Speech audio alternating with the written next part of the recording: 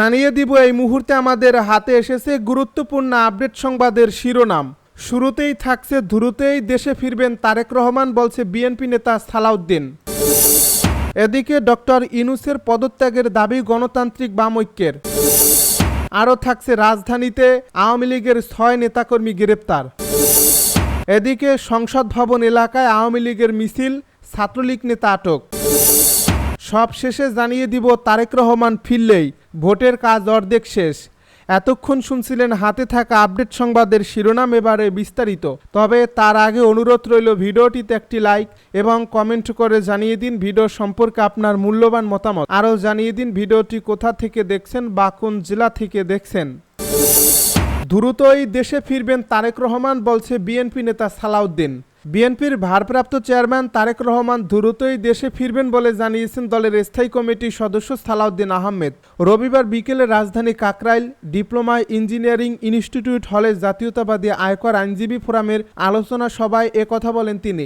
BNP নেতা সালাউদ্দিন আহমেদ বলেন, তারেক রহমান যেদিন দেশে ফিরবেন সেদিন অবিস্মরণীয় ইতিহাস তৈরি হবে। সেদিনই বিএনপির নির্বাচনের অর্ধেক প্রচারণা হয়ে যাবে। তিনি বলেন, সংবিধান স্পর্শ করে না, সরকার চাইলে এমন সংস্কারগুলো করতে পারে। কেউ কোনো আলোচনা ব্যতীত অমূলক সংস্কারের চেষ্টা করবেন না, যেটা নির্বাচনের জটিলতা সৃষ্টি করতে পারে। তিনি আরও বলেন, আগামীর বাংলাদেশ চাইলেই কেউ অগণতান্ত্রিক ফ্যাসিস্ট হওয়ার সুযোগ আর কেউ পাবে না। বিএনপির সিনিয়র এই নেতা বলেন, আমরা জনভোগান্তি না করে মানুষের কল্যাণে কর্মসূচি দিচ্ছি। মানুষ পছন্দ করছে, আমরা মানুষের চাওয়াটাকে প্রাধান্য দিতে চাই। নির্বাচনের বিষয় তিনি বলেন, নির্বাচন কমিশন এক অধ্যাদেশ জারি করেছে, জোটবদ্ধ হলেও নিজ দলের মার্কায় ভোট করতে হবে। এ ধরনের আদেশ নির্বাচনে জটিলতা সৃষ্টি করতে পারে। ডক্টর ইউনূসের পদত্যাগের দাবি গণতান্ত্রিক বাম ঐক্যের। ডক্টর ইউনূসের নেতৃত্বাধীন সরকার দেশ পরিচালনা সব ক্ষেত্রে ব্যর্থ দাবি করে সরকারের পদত্যাগ দাবি করেছে গণতান্ত্রিক বাম ঐক্য। রোববার সকাল 10:30টায় জোটের কার্যালয়ে অনুষ্ঠিত এক সংবাদ সম্মেলনে সভাপতিত্ব করেন গণতান্ত্রিক বাম ঐক্যের সমন্বয়ক ও বাংলাদেশের সাম্যবাদী দলের সভাপতি বীর মুক্তিযোদ্ধা কমরেড হারুন চৌধুরী। সম্মেলনে নেতারা বলেন, 8 আগস্ট 2024 অন্তর্বর্তী সরকারের শপথ গ্রহণের পর সরকারের নীতি জন আকাঙ্ক্ষার বিপরীতে পরিচালিত হয়েছে, যা দেশের স্বাধীনতা ও সার্বভৌমত্বের জন্য হুমকি সৃষ্টি করেছে। সরকারের তৎপরতার মধ্যে সেন্ট মার্টিন ও পার্বত্য চট্টগ্রাম মানবিক করিডর, মহেশখালী থেকে মাতারবাড়ি পর্যন্ত বিভিন্ন প্রকল্প বিদেশি ইজারাদের হাতে দেওয়ার ঘটনা উল্লেখযোগ্য। গণতান্ত্রিক বাম ঐক্য নেতারাও আরও অভিযোগ করেন, যুগপৎ আন্দোলনে রাজপথে গড়ে ওঠা জাতীয় ঐক্য বিনাশ এবং নির্বাচনের পরিবেশ নষ্ট করার জন্য আইনশৃঙ্খলা বাহিনী ও গুপ্ত ঘাতকদের ব্যবহার করা হচ্ছে।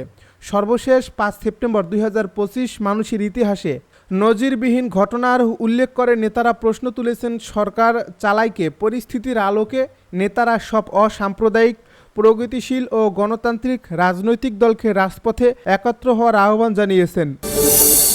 রাজধানীতে আওয়ামী লীগের 6 নেতাকর্মী গ্রেপ্তার। কার্যক্রম নিষিদ্ধ আওয়ামী লীগের অঙ্গ সংগঠনের 6 নেতাকর্মীকে গ্রেপ্তার করেছে পুলিশ। রাজধানীতে আইনশৃঙ্খলা বিনষ্টের মাধ্যমে দেশকে অস্থিতিশীল করার চেষ্টার অভিযোগে তাদের গ্রেপ্তার করা হয়। রোববার ঢাকা মহানগর পুলিশের পক্ষ থেকে পাঠানো এক সংবাদ বিজ্ঞপ্তিতে এই তথ্য জানানো হয়েছে। তারা হলেন ঢাকা জেলার দোহারা থানা ছাত্রলীগের সভাপতি শাকিল আহমেদ, খিলগাঁও থানা 3 নম্বর ওয়ার্ড যুবলীগের প্রচার সম্পাদক জসিম খান। খিলগাঁও থানা সূত্রে জানা যায়, শনিবার রাতে পুলিশ বিভিন্ন স্থানে অভিযান চালিয়ে তাদেরকে গ্রেপ্তার করে। রাত 10:30টার দিকে নন্দীপাড়া বটতলা এলাকা থেকে জসিম ও শামিউলকে এবং রাত 12:15টার দিকে দক্ষিণ বনশ্রী এলাকা থেকে শাকিল আহমেদকে গ্রেপ্তার করা হয়। অপরদিকে শনিবার দিবাগত রাত 12:15টার দিকে খিলগাঁও সি ব্লক এলাকা থেকে আহসান হাবিব ও আমিনুল ইসলাম লিটনকে এবং রাত 1:30টার দিকে খিলগাঁও তিলপাড়া থেকে আমিনুল ইসলাম রিফাতকে গ্রেপ্তার করা হয়। সংসদ ভবন এলাকায় আওয়ামী লীগের মিছিল, ছাত্রলীগ নেতা আটক। কার্যক্রম নিষিদ্ধ আওয়ামী লীগের নেতাকর্মীরা একদিনের ব্যবধানে আবারও মিছিল বের করেছেন রাজধানীর সংসদ ভবন এলাকায়। এই ঘটনায় একজনকে আটক করেছে পুলিশ।